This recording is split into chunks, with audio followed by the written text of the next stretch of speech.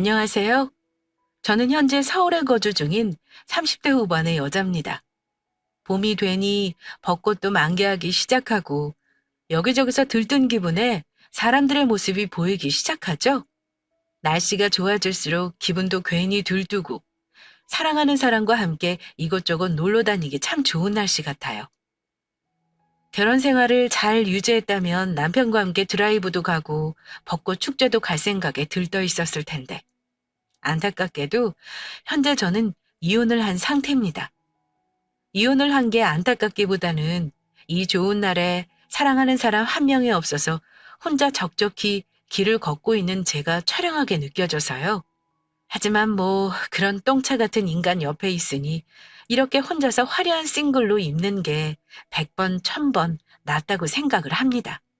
그리고 뭐 똥차 보냈으니 곧 있으면 벤츠같이 멋진 남자가 제 옆에 나타나 주겠죠?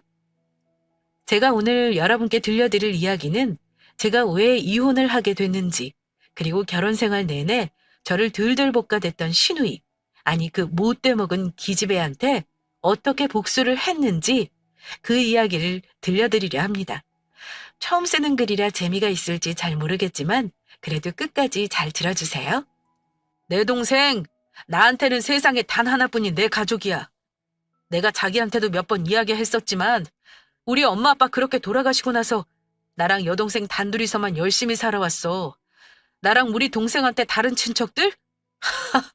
전혀, 전혀 단 한 명도 그 누구도 우리 도와준다고 한 적 없었어. 하기야, 어렸을 때는 그저 서로 왔는데 커서 생각해보니까 그 사람들도 어쩔 수 없었겠구나 싶기도 하더라. 그랬을 것 같아.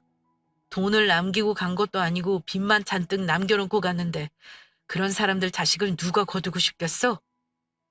그래서 나랑 우리 지영이랑 둘이서 손 꼭 잡고 일단 살아야 되겠다 싶어서 고아원이 어디예요? 여기서 물으면서 그렇게 찾아갔어. 우리 좀 키워달라고. 내가 너무 얘기가 진지해졌지. 미안. 그냥 나는 자기랑 절대 가볍게 만나는 거 아닌 거거든. 나 너랑 결혼하고 싶어. 그런데 너한테 이것저것 내가 어떻게 살아왔고 어떤 환경에서 자라왔는지 그런 것도 다 알려주고 싶었어. 제가 결혼했던 그 남자는 부모님을 아주 일찍 여의고 여동생과 단둘이서 고아원에서 자랐어요.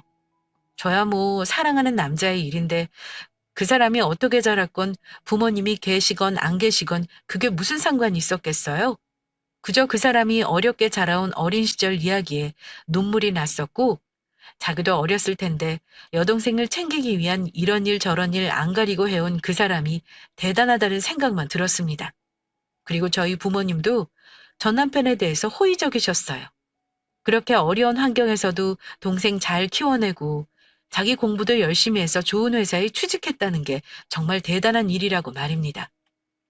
아이고, 걱정하지 마. 사돈될 분이 일찍 세상을 떠나셨지만 우리가 자네 앞에 나타난 거 아닌가?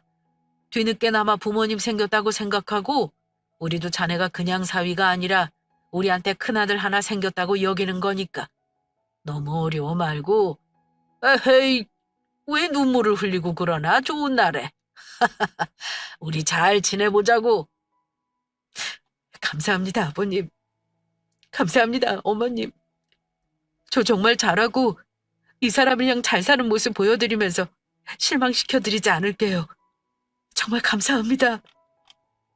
저희 부모님은 제 전남편에게 당신들이 친부모는 아니지만 네 인생에서 없었던 버팀목이 되어주겠다라는 말씀까지 하시면서 그 인간을 다독여 주셨습니다.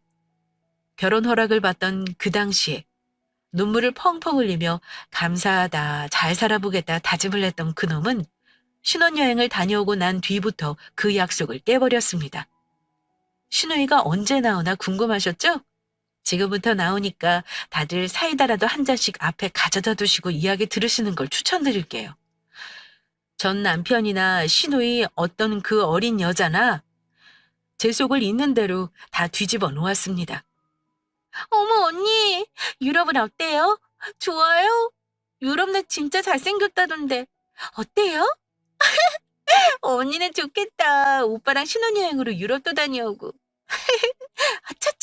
아, 미안해요.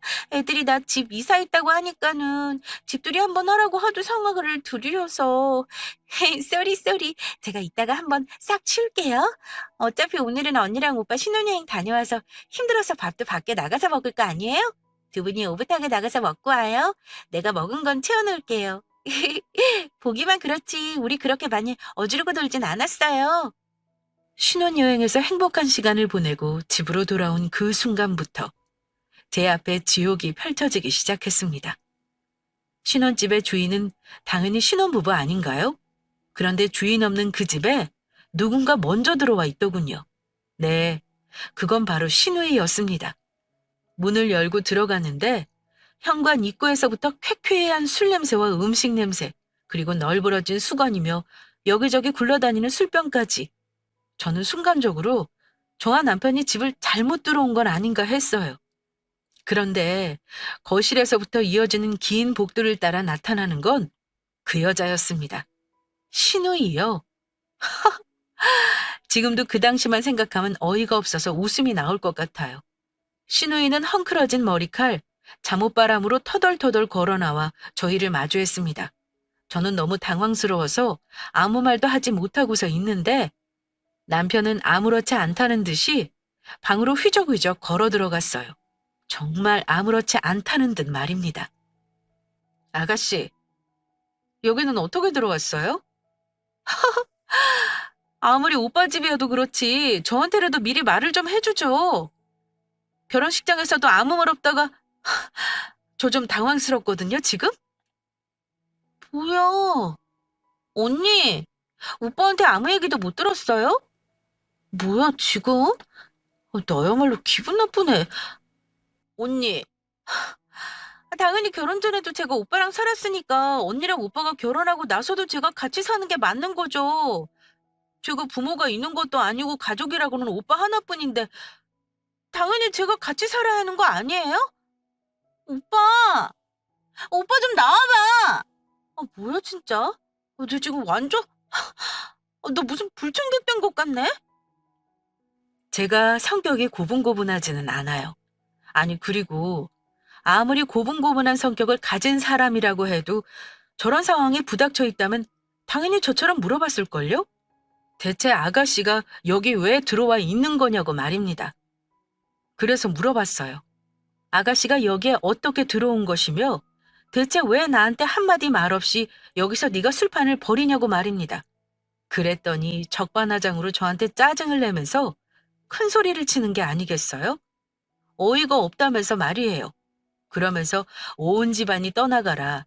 자기 오빠를 불러대는데 누가 들으면 제가 그 자리에서 신우이라는 인간 뺨이라도 갈긴 줄 알았을 겁니다. 신우이가 야단법석을 피우며 소리를 지르자 남편이 안방으로 나왔어요. 남편이 방문을 열고 나오자마자 신우이는 후다닥 달려가서는 엉엉 울면서 억울한 척을 하더군요. 오빠 세연이랑 무슨 계약 결혼 같은 거라도 한 거야? 오빠 세연이한테 뭐 약 좀 잡혔어? 어떻게 세연이가 나한테 이렇게 말할 수가 있어? 나 당연히 오빠랑 살아야 되는 거 아니야? 오빠 언니한테 말 안 했어? 오빠 언니가 지금 방금 나한테 뭐라고 했는지 알아? 오빠가 방에 들어가자마자 언니가 나한테 뭐라고 했는 줄 아냐고! 나보고 내가 여기 왜 있냐고 하더라. 내가 여기 있으면 안 되는 거야? 우리 오빠 집인데 내가 당연히 있어야지. 내가 여기 있으면 안 되는 사람처럼 언니가 나한테 정색하면서 화내잖아. 아가씨, 지금 무슨 소리를 하는 거예요? 내가 언제 아가씨한테 화를 냈어요? 내가 그냥 물어본 거잖아요. 아가씨가 어떻게 여기 들어왔냐고 나 그거 물어봤어요. 자기야, 이거 지금 무슨 상황이야? 자기는 아가씨 여기 있는 거 알고 있었어? 그러면서 왜 나한테 말 한마디 안 했어? 아, 아니, 나는 당연히 지영이랑 우리가 같이 사는 거라 생각했지. 당연히 당신도 그렇게 생각하는 줄 알았고, 내가 결혼 전에도 계속 얘기했었잖아. 지영이랑 나는 우리 둘밖에 가족이 없다고. 그때 당신도 내가 무슨 말 하는지 알겠다고 했었잖아. 다 이해한다면서. 그래서 나는 당연히 지영이 보고 우리 집에 들어와서 하려고 했지. 그렇다고, 아니, 아무리 당황스러워도 그렇지. 차라리 나한테 먼저 들어와서 우리 둘이서 얘기하던가 왜 어린애한테 괜히 면박을 주고 그래? 내가 정말. 지영이 너는 일단 들어가 있어. 오빠랑 언니가 알아서 해결할 테니까. 언니 그러는 거 아니에요, 진짜. 돈 좀 있고 부모 있다고. 나랑 우리 오빠 이렇게 무시하는 거 아니죠? 아니, 내가 언제 아가씨랑 오빠를 무시했다고 그러는 거예요? 아가씨! 오빠 이거 지금 뭐 하는 거야? 나랑 지금 뭐 하자는 건데? 이게 대체 무슨 일인 건지. 분명 공항에 내려서 집에 오는 길까지만 해도 사랑하는 사람과 함께 하시는 생활을 기대하며 설레고 있었는데 현관문은 여자 집 앞에 나타난 건 지옥이었습니다. 저는 무슨 시누이가 이중인격을 가진 사람인 줄 알았어요.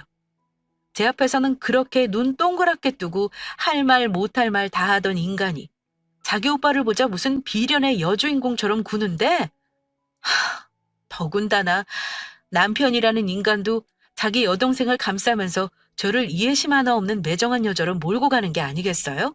말 그대로 집안 상황은 난장판 그 자체였습니다. 신우이는 엉엉 울다가 쿵쿵거리며 작은 방으로 들어가 문을 쾅 닫아버렸고요. 남편과 저는 난장판이 된 것을 한복판에 서서 말 그대로 대치를 하고 있는 상황이었습니다. 저는 너무 화가 나서 남편을 뚫어져라 쳐다보고 있었어요. 네가 어디 있으면 말을 해보라는 마음으로 말입니다. 그걸 눈치챈 건지 남편이라는 인간이 입을 열어 천천히 말을 하기 시작하더라고요. 그런데 그 주둥이에서 나온 말은 제 우라통을 있는 그대로 다 뒤집어 놓았습니다. 은주야, 그래. 네가 내가 아닌데 충분히 설명 못한 거 그건 내가 사과할게. 나는 당연히 은주 네가 나랑 같은 생각인 줄 알았어. 나랑 지영이 둘만 살아왔으니까 결혼하고 나서도 당연히 지영이를 내가 데리고 살아야 한다고 생각했거든?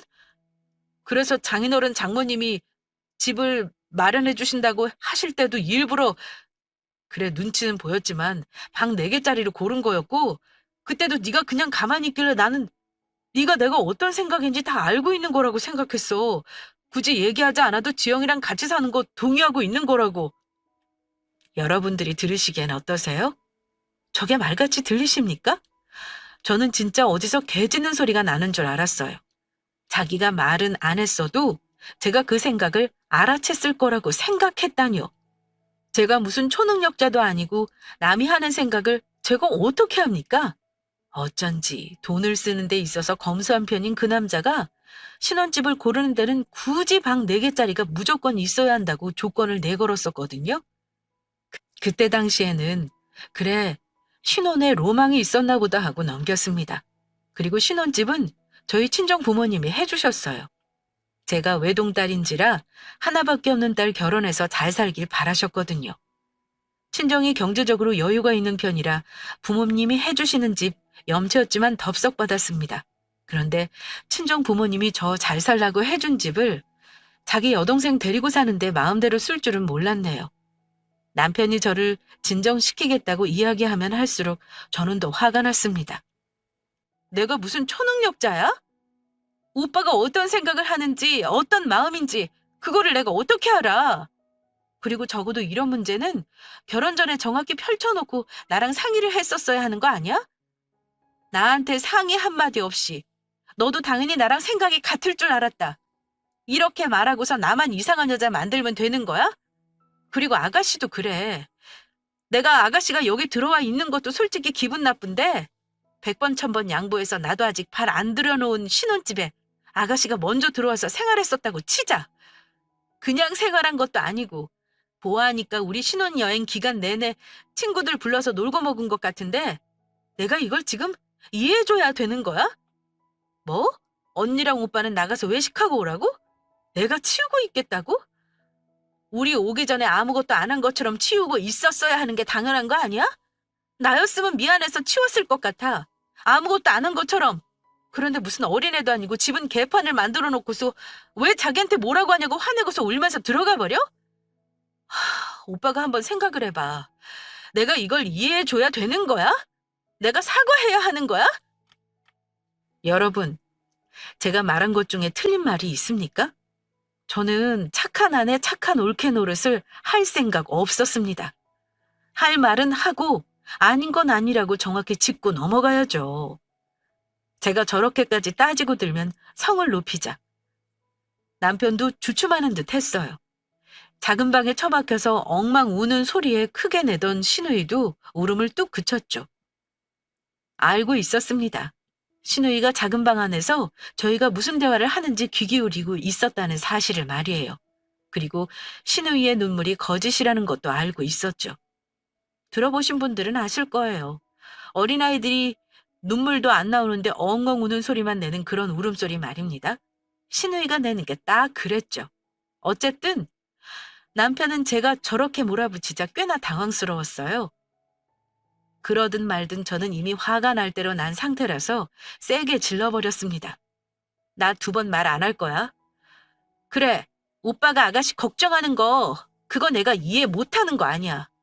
내가 형제 없이 컸지만 오빠가 어떤 마음인지, 아가씨가 어떤 마음인지 그건 모르는 거 아니야. 그런데 오빠랑 아가씨가 이렇게 하는 건 진짜 아니지. 나 길게 시간 못 줘. 1달만 시간 줄 거야. 1달 안에 아가씨 집 구해. 나도 아가씨 멀리 있는 거 걱정되니까 우리 있는 아파트 근처로 오빠가 집 구해서 아가씨 내보내줘. 내가 이 이상 더 양보해야 돼? 얘기해봐. 나는 이게 내가 이해해줄 수 있는 최선이야. 갑자기 애한테 1달 안에 집을 나가라고 살라고 하는 걸 어떻게 말을 해? 애한테 시간도 좀 주고. 갑자기? 오빠 지금 나한테 갑자기라고 했어? 오빠도 갑자기 이 일이 벌어지는 거 별로 안 좋아하나 보네? 그런데 나한테는 왜 그랬어? 할 말 없지? 오빠 지금 대답 안 하는 거. 내 말 무슨 말인지 알아들어서 안 하는 걸로 나 생각할게. 1달이야. 1달 안에 아가씨 독립시켜? 저 방법이 제가 할 수 있는 가장 이성적이고 평화적인 방법이었습니다. 그렇잖아요. 신혼여행 다녀왔는데 저런 바로 이혼하겠다는 할 수도 없는 노릇이고, 그리고 한편으로는 남편이 얼마나 자기 여동생 걱정이 됐으면 그렇게 했나 싶기도 했습니다. 그런데 저랑 말 한마디 없이 한 집에 같이 살겠다고 자기네들끼리 결정 내버려버리는 건 아니죠. 같이 살고 싶지는 않았어요. 그래도 혹시 모르니 상황에 대비해서 저희 신혼집이 있는 동네로 시누이 집을 알아봐 주라고 했죠. 그렇게 남편은 제 말뜻을 없다고 하고는 자기 여동생이 있는 방으로 가 한동안 뭐라고 쑥덕쑥덕 하더군요. 그렇게 얼마 지나고 남편은 제게 와서 사과를 했습니다. 그러면서 네 말대로 하겠다고 했죠. 그래요. 1달이면 뭐 불편하긴 하겠지만 그래도 견딜 수 있는 시간이라고 생각했습니다. 하지만 제가 생각하고 느낀 것보다 시누이는 더 최악의 인간이었어요. 언니, 미안해요. 내가 분명히 앞치마까지 하고 먹었거든요? 아니, 그런데 이게 대체 어떻게 묻은 건지, 어우, 저 진짜 모르겠어요. 언니, 이거 되게 비싼 옷이죠? 어떡해. 제가 세탁비는 낼게요. 미안해요. 시누이라는 그 계집애가요. 제 옷이며 신발이며 가방까지 저한테 말 한마디 없이 자기 멋대로 사용을 해대는 게 아니겠어요? 그나마 방금 들려드린 위의 대화처럼 저한테 사과라도 하고 세탁비라도 내는 건 다행이었습니다. 시간이 가면 갈수록 세탁비는커녕 사과조차 하지 않았어요. 가면 갈수록 뻔뻔해졌고 제 물건을 자기 것이라고 착각하는 듯 했습니다. 어떤 일이 있었는 줄 아세요? 언니, 왜 내가 보낸 카톡 안 봐요? 언니 전화 좀 받아봐요. 아가씨, 저 지금 업무 중이라서요. 급한 일 아니면 그냥 메시지로 해주실래요? 급한 일이니까 전화 좀 받아봐요. 회사에서 일을 하고 있는데 신우이가 계속해서 연락을 해오는 거예요. 급한 일이라면서 말입니다. 그때가 한참 새로운 프로젝트 준비 때문에 정말 정신이 없었거든요. 그런데도 계속 급한 일이라고 연락을 해오길래 정말 무슨 큰일이라도 난 거 아닌가 해서 부랴부랴 전화를 걸었습니다. 사무실 사람들 눈치 보면서 밖으로 겨우 나와서 말이에요. 아가씨, 무슨 일이에요? 급한 일이라면서요. 어떤 일인데 그래요? 언니, 그 샤넬 가방 그거 어디 갔어요? 내가 지금 그거 찾느라 약속 시간 늦게 생겼다니까요. 아니, 원래 두었던 곳에 물건을 둬야죠. 사람 헷갈리게 진짜. 정말, 정말이지. 저 말을 듣는 순간 머리가 새하얘지는 경험을 했습니다. 급한 일이라고 그 난리를 치더니 많은 경우 한다는 소리가 샤넬 가방 어디 갔냐 그 소리였어요. 누가 들으면 제가 시누이 가방을 써놓고서 어디 엄한 데 던져놓은 것처럼 그렇게 들렸습니다. 아가씨가 지금 제 가방이 왜 필요한데요? 지금 그것 때문에 저한테 계속 연락한 거예요? 필요하니까 필요하다고 말하는 거죠. 그러니까 언니 그 가방 어디 있냐니까요? 언니 지금 나 카카오 택시 불러서 빨리 시간 맞춰서 나가야 해요. 빨리 말이나 좀 해줘요. 아가씨가 지금 제 가방이 왜 필요한데요? 제가 먼저 물어봤잖아요. 제 가방이 대체 아가씨가 왜 필요한 건지. 진짜 짜증나게. 소개팅 나갈 때 내려고. 필요한데요. 됐어요? 이유 얘기했으니까 빨리 언니 그 가방 어디 있는지나 말해요. 나도 바빠요. 정말 뚜껑이 열리지 않나요, 여러분? 제가 봤을 때 이거는 가정 환경이 어땠는지가 중요한 게 아닙니다. 그냥 싸가지가 없는 거예요. 누가 보면 저한테 가방 맡겨놓은 줄 알 거예요. 자기 소개팅 나갈 때 가방 써야 하는데 그 가방을 제가 다른 데 놨다고 그 난리를 치더라고요. 제 가방을 제가 알아서 놓는 건데 왜 자기가 난리인 걸까요? 여러분은 이해가 가시나요? 너무 짜증이 나서 아무 말도 하지 않고 그대로 전화를 끊어버렸습니다. 전화가 끊기고 나자 신우이라는 그 계집애는 미친 듯이 저한테 아주 끝도 없이 카카오톡이며 전화를 해댔고 저는 그대로 차단을 걸어버렸어요. 더 얘기했다가는 제가 화가 머리끝까지 차올라서 무슨 짓을 할지 모르겠더라고요. 그래서 그냥 차단을 걸어버렸죠. 그날 저녁 집에 들어서자 신우이와 제 남편이 소파에 나란히 앉아 집 안으로 들어서는 저를 빤히 바라보고 있었습니다. 보던 말던 그 인간들을 무시하고 저는 안방으로 걸어 들어가기 시작했어요. 그때 카랑카랑한 목소리의 신우이가 제 발을 붙잡았습니다. 그까지 샤넬 그거 얼마나 한다고. 언니 사람이 말이죠. 나이가 많으면 나이값을 해야 하는 거 아니에요? 겨우 가방 하나 가지고 가족끼리 이럴 수가 있어요? 나 오늘 언니 때문에 소개팅도 못 나가고 기분까지 잡치고 오늘 내가 언니 때문에 완전 하루 망쳤거든요? 언니 이거 어떻게 보상할 거예요? 자기야, 주영이 얘가 가방을 들고 나가서 무슨 짓을 하면 얼마나 한다고. 아니 얘 전화는 왜 안 받아? 자기가 전화 안 받으니까 주영이 얘가 나한테 전화해서 하루 온종일 난리였어. 아니 다음 주에는 주영이 얘 어차피 나가서 살 건데 그거 일주일 못 참아? 윗사람이 돼가지고 어떻게 지영이 얘랑 똑같이 하려고 그래? 신우이나 남편 놈이나 답이 안 나오는 인간들이었어요. 가뜩이나 회사 일 때문에 몇 개월 시달리고 있었는데 집에 와서도 저 두 인간들 때문에 제대로 쉰 적이 거의 없었습니다. 사람이 화가 머리끝까지 나니까 마음이 정말 차가워지더라고요. 그리고 꽤나 이성적으로 얘기를 할 수 있게 되었죠. 한참 동안 신우이와 제 남편이라는 인간의 투정을 듣던 저는 굳게 다물고 있던 입을 열어 그것들을 싸그리 짓밟기 시작했습니다. 할 얘기 다 했어? 그럼 아가씨부터 내가 먼저 얘기할게요. 아가씨, 그거 얼마 안 하는 샤넬이면 아가씨가 직접 사면 되는 거 아니에요? 나한테 가방 맡긴 적 있어요? 뭐, 뭐예요? 그리고 아가씨가 소개팅을 못한 건 아가씨 욕심 때문이죠. 내가 갖고 있는 가방, 옷, 신발, 그거 아가씨 거예요? 아니죠? 정말로 가족끼리 이럴 거예요? 아가씨는 가족끼리 이럴 거예요? 나야말로 묻고 싶네요. 아가씨는 가족끼리 이렇게 사람 속을 막 뒤집어 놔도 돼요? 내가 언제 아가씨한테 내 물건 마음대로 쓰라고 허락했어요? 아가씨 소개팅 못 나간 거요? 그게 왜 내 탓이에요? 아가씨 때문이지? 아가씨 것도 아닌데 그걸 다 아가씨 것처럼 굴고 가져가려고 하니까 일이 꼬이는 거 아니에요? 와, 진짜 내가 어이가 없어서. 오빠, 언니 말하는 거 들었어 지금? 자기야, 진짜 왜 그래? 왜 주영이 얘랑 똑같이 굴려고 자꾸 그래? 당신도 마찬가지야. 이게 내가 지금 잘못한 상황 같아? 동생을 그렇게 아끼면 동생이 좀 인간구실 제대로 하게 만들어. 그렇게 오냐오냐 말도 안 되는 짓 버려도 다 괜찮다고 감싸는 게 동생한테 좋은 것 같아? 내가 몇 번이나 오빠한테 얘기했었지? 아가씨한테 오빠가 경고 좀 해달라고. 내가 얘기하면 아가씨 괜히 더 눈치 보고 지낼까 봐 하고 싶은 말 있어도 나 오빠한테 부탁했었어. 그런데 오빠가 한 번이라도 아가씨한테 말해달라는 거 전달한 적이 있어? 없겠지. 없을 거야. 왜냐고? 오빠는 지금 나랑 결혼 생활하는 게 아니라 오빠 여동생 육아해줄 사람이 필요해서 나랑 결혼한 거거든. 무슨 말을 또 그렇게 해? 무슨 말이 아니라 내가 느낀 대로 이야기하는 거야. 나 일주일이고 7시간이고 더는 아가씨랑 집에서 같이 못 사니까 그렇게 걱정되면 오빠가 아가씨 입주하기 전까지 같이 밖에서 생활하든가 알아서 해.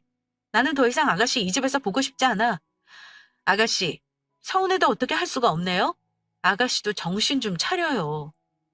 오빠, 나 그냥 한 얘기 아니거든? 내가 오빠 동생이랑 오빠 짐 다 끌어내서 집 밖으로 던져내기 전에 오빠가 오빠 여동생 데리고 나가. 그 다음에 오빠 여동생 완전 독립시키고 나서 이 집에 들어와. 알겠어? 신우이가 쉽게 나갔을 리가요.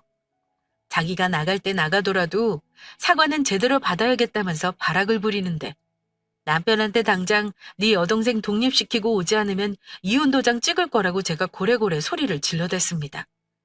상황이 그 지경까지 가서야 신우이는 입을 꼭 다물고 저의 집에서 드디어 나가더군요.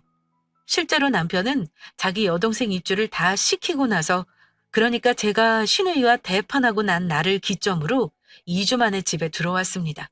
물론 한동안은 남편과 사이가 서먹서먹했어요. 하지만 저와 남편의 부부싸움 원흉이었던 신우이가 집에서 사라지자 저희는 다시 연애하던 시절처럼 사이가 좋아졌죠. 하지만 이것도 저의 또 다른 착각이었습니다. 신우이 문제가 해결되니 남편이 사고를 치더라고요. 왜 하고 많은 사람 중에 너랑 나랑 아는 사람이랑 그렇게 했어? 얘기를 해봐. 대체 왜 하고 많은 사람 중에 서나온이랑 바람을 피웠냐니까? 대답을 해보라고! 남편은 제 지인과 바람을 피웠습니다. 엄밀히 말하자면 남편과 제가 함께하는 지인이었죠. 남편과 불륜 대상이었던 그 여자. 자기 남편이 바람을 피워서 이혼을 한 사람이었어요. 그런데 그 사람이 이번엔 가정 있는 남자와 하지 말아야 할 관계를 맺은 거였죠. 제가 어떻게 알게 되었냐고요?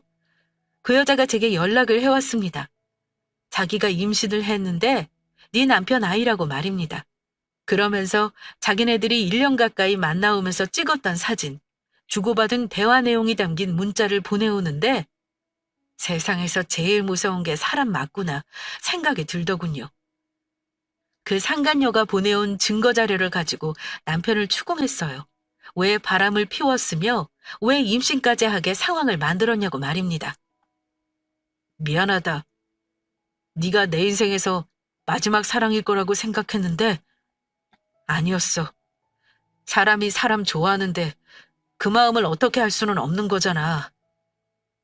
미안해. 그냥 그 여자가 너무 좋았어. 자기 남편한테 상처받아서 이혼한 그 여자가 너무 불쌍했고 그리고 그 여자랑 있으면 너랑 있을 때보다 더 마음이 편했어. 미안하다. 내가 너한테 뭐라고 변명할 수가 없어. 미안해. 이건 진심이야. 짝. 너무나도 태연하고 뻔뻔하게 말하는 그 입. 저보다 그 여자가 더 좋아서 바람을 피웠다. 라는 이유를 말하는 그놈의 얼굴을 사정없이 갈겨버렸습니다. 저한테 거세게 뺨을 맞은 그놈은 아무런 말도 없이 그 어떤 변명도 없이 묵묵히 자기 짐을 챙겨서는 상간녀의 집으로 가버렸어요. 이혼을 하자는 말만 남긴 채 말입니다. 글쎄요. 그 당시에 제가 느꼈던 감정과 기분은 저랑 똑같은 일을 겪어보신 분들만 공감하실 것 같아요. 허무했고 내가 여자로서 자격이 없는 건가 싶기도 했고 내가 뭘 잘못했나 등등. 알 수 없는 여러 우울감 가득한 감정이 저를 뒤덮었습니다. 그러다가 우라가 미친 듯이 치밀어 오르더라고요. 이혼은 할 건데 그것들을 그렇게 쉽게 붙어있게 하고 싶지 않았습니다. 그래서 상간녀가 보내왔던 사진과 메시지 내용 등을 다 취합하여 그것들이 다니고 있는 직장에 그대로 뿌렸어요. 그뿐만이게요. 상간녀가 자기 고소해주세요 하듯이 보낸 그 증거 다 가지고서 위자료 청구 소송했고 상간녀 소송도 추가로 진행했습니다.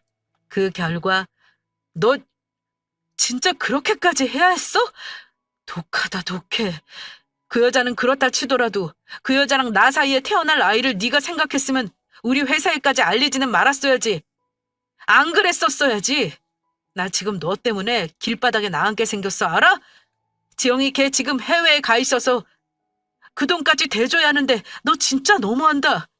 내가 왜 네가 바람나서 생긴 애 미래까지 책임져 줘야 돼? 네 여동생 유학비는 내가 왜 신경 쓰는데? 그러게 헛바람 들어서 잘 다니던 회사 때려치우고 여행 유튜버 할 거라고 해외 나간다고 하는 기집애 말을 그대로 믿니? 네 팔자 네가 꼰 거야. 그거를 왜 내 탓을 해? 나는 너한테 바람 피우라고 한 적도 없고 바람 피워서 여자 임신시키라고 한 적도 없어.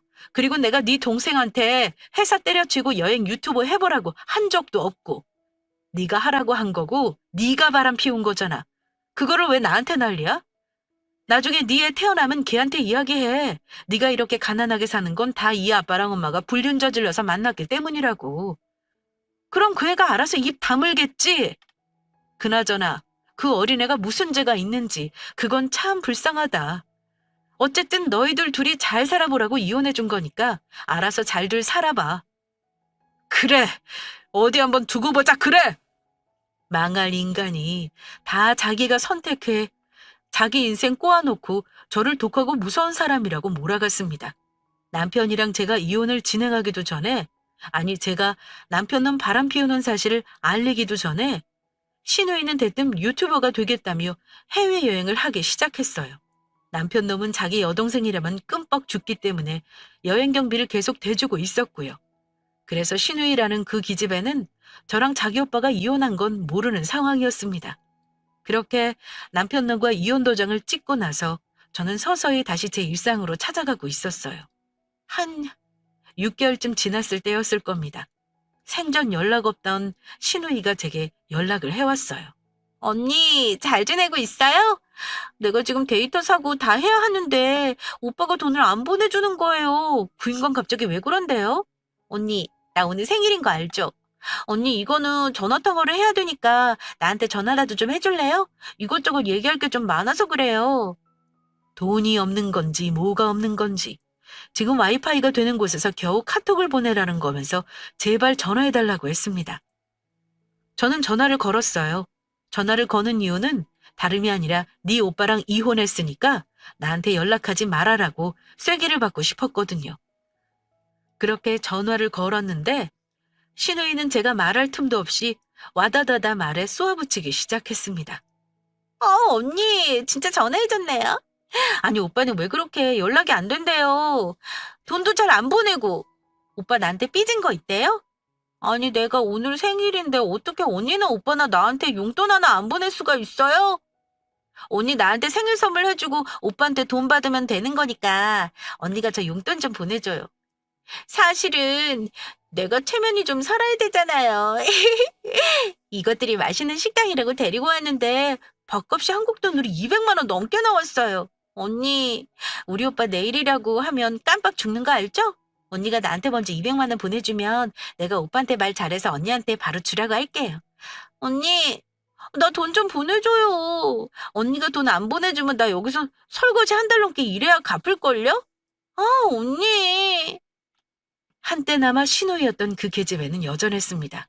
여전히 철이 없었고 여전히 흥청망청 돈 쓰는 데만 집중해 있었죠. 그럼 그렇지. 여행 유튜버는 뭐 아무나 되나요? 얘기는 더 들으나 마나였어요. 그냥 거기서 시간 낭비하고 있는 게 뻔히 보였습니다. 헛소리 하지 말아라 하고 끊으려던 찰나에 어쩌면 이게 내가 저 계집애한테 복수를 할 수 있는 기회구나라는 생각이 들더라고요. 그래서 그 기회를 잡았죠. 결혼생활 내내 신우이한테 받아봤던 스트레스를 한 번에 날릴 수 있는 복수의 기회를 말입니다. 그럼요. 아가씨 생일인데 당연히 그 정도는 해야죠. 돈이 많은 친구들인가 봐요? 그러면 내가 이왕 돈 쓰는 거 돈 더 보탤 테니까 한 100만 원 정도는 더 먹어도 될 것 같은데요? 아가씨 말대로 아가씨 체면에 살아야죠. 오빠가 아가씨 생일 선물로 돈 줬다고 하면 나한테 바로 보내줄 거예요. 어머, 정말요? 언니 왜 이렇게 통이 커졌어요? 뭐 나야 좋은데. 그럼 나 진짜 언니 믿고 100만 원어치 더 먹어요? 그래요. 먹고서 나한테 총 얼마인지만 알려줘요. 그리고 저 지금 또 회의 들어가야 해서 통화는 어렵거든요. 그러니까 카톡으로 좀 남겨줘요. 카톡은 내가 바로 보고서 입금해 줄게요. 신우이는 제 말에 잔뜩 흥이 나서 서둘러 전화를 끊고 돈을 쓰러 달려가는 듯 했습니다. 그리고 1시간 정도 지났을까요? 신우이는 정말로 200만 원에서 100만 원이 추가된 300만 원이나 되는 돈을 써버렸습니다. 영수증 내역을 보니 꽤나 금액이 나가는 레스토랑에서 음식이며 술이며 팁으로까지 많은 걸 결제한 모양이었죠. 그리고는 그 밑에 자기 계좌번호를 보냈더라고요. 계좌번호를 보내왔으면 제가 그에 맞는 답을 해야 하잖아요. 그래서 답을 했습니다. 나 이제 네 올케 아닌데 네 오빠가 내 친구랑 바람이 나서 이혼했어. 이제부터 네 새언니는 이 사람이니까 이 번호로 연락해. 돈이 있을지는 모르겠다. 그것들 바람 피웠길래 사진 같은 거 내가 회사에 싹 뿌리는 바람에 잘렸거든. 그래도 네 말대로 너희 오빠가 네 일이라면 깜빡 죽으니까 뭐 차를 팔아서라도 돈 보내주겠지. 그래도 정이 있으니까 돈은 보내줄게. 그리고 저는 200원을 보냈어요. 200만 원을 달라고 했었으니까 그래도 같은 숫자로 보내고 싶었거든요. 그렇게 연락을 보내고 차단을 했거든요. 그래서 한동안 한때나마 신우이였던 그 기집애가 그날 그 식당에서 어떻게 결말을 맞이했는지 알 수가 없었네요. 그런데 유튜브에서 알 수 있었죠. 어느 날 열어본 유튜브에서 익숙한 얼굴이 나오는 거예요. 미국 식당에서 300만 원 먹었는데 지갑이 없습니다. 한 달 설거지 아르바이트 일상 공유합니다. 뭐 이런 스타일로 제목을 해서 영상을 올렸더라고요. 위에 밝힌 제목은 제가 기억나는 대로 적은 거라 정확하지는 않아요. 어쨌든 영상을 보는데 그 기집애가 돈이 없어가지고 한 달 동안 정말로 그걸 레스토랑에서 아르바이트를 하더라고요. 그래도 뭐 제가 복수를 함으로써 여행 유튜브가 되는데 전 신우이가 한 발짝 다가간 건 아닌가 생각이 들었습니다. 참 사람 인생 다행인 것 같아요. 그렇죠? 자, 제 이야기는 여기서 끝입니다. 남편, 그리고 신우이한테 제가 한 복수 어떤가요?